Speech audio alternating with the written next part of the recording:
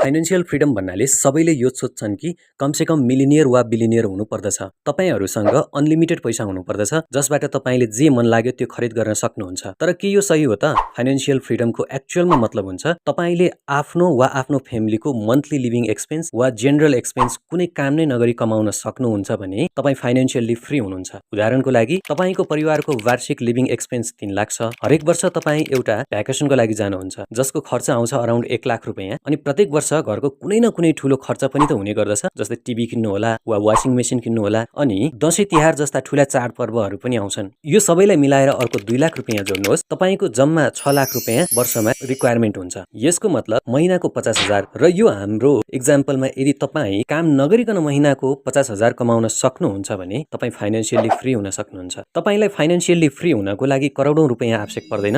र financially free कसरी हुने भन्ने जान्नको लागि हाम्रो आगामी भिडियोको प्रतीक्षा गर्नुहोला। लाइक र सब्स्क्राइब गर्न चाहिँ नछुटाउनु होला है। बायोमा लिंक पनि छ।